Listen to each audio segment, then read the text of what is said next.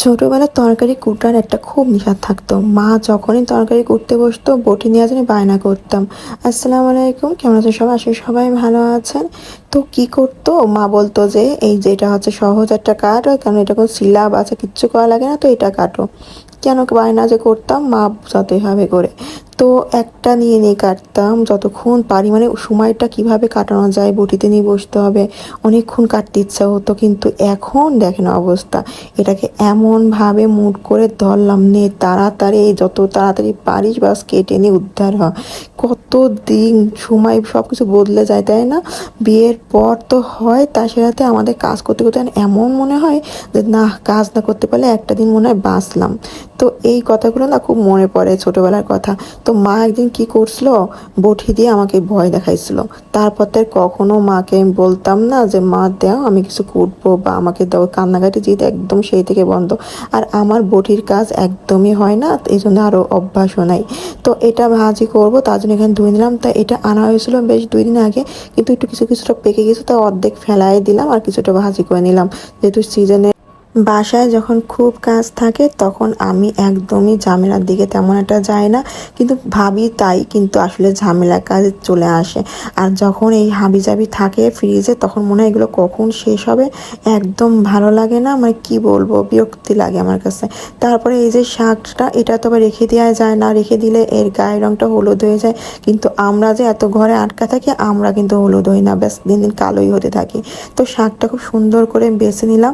কলমি শাক আসলে এমনই রেখে দিলেই পেকে যায়, আবার কি করব, না খেলেও হয় না, ফেলতেও তো মায়া লাগে, তাই না? অল্প জিনিসে অল্প দাম, তারপরে এগুলো মায়াই লাগে। আমার কাছে তো অপচয় করতে একদমই ভালো লাগে না। তো যা খুব সুন্দরভাবে কুটিলাম। আসলে এইসব কুটা বাছা সব আমার মা খুব ভালো পারে।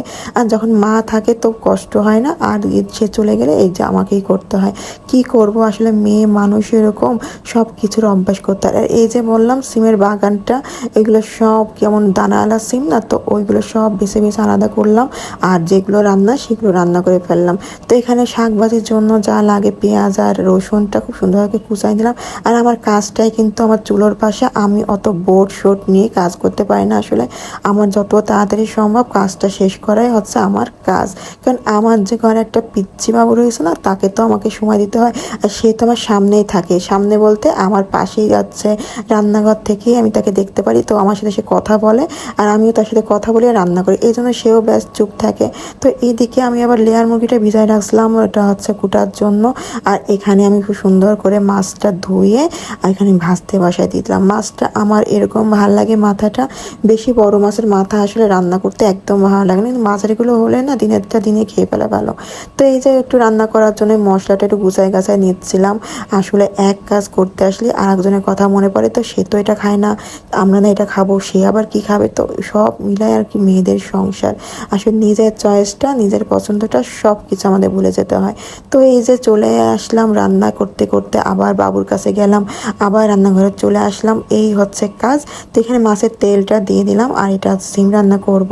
তো দেখতে দেখতে দেখছি তেলটা শেষ বয়মে, পরে আবার একটা কাজে ব্রেক। আমার রান্নার সময় কিছু না থাকলে আমার মেজাজটা একদম খারাপ হয়ে যায়। পরে আবার এটা খোলো, আবার এটা ঢালো, এই যে 10-5 মিনিট লেট হয়ে যাওয়া, এটা আমার জন্য বিরক্ত লাগে না? আমাকে তো তাড়াতাড়ি রান্না করতে হবে, তাই না?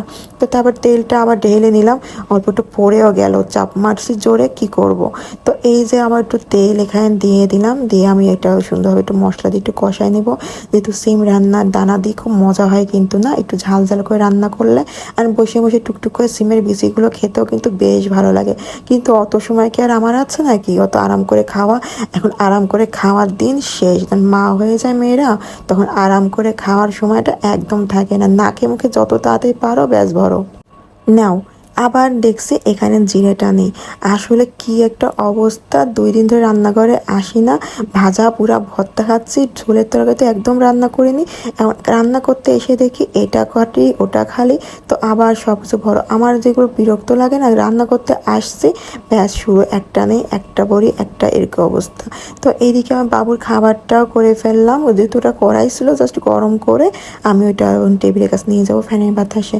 ওটা ঠান্ডা করতে করতে এই যে সব, মানে কত কাজ না বাসাতে, সব পরিষ্কার, পর্দা মধ্যে সব কিছু ধোয়া হয়েছে। তো কেমন একটা অবশ্যই বলো। আল্লাহ হাফেজ।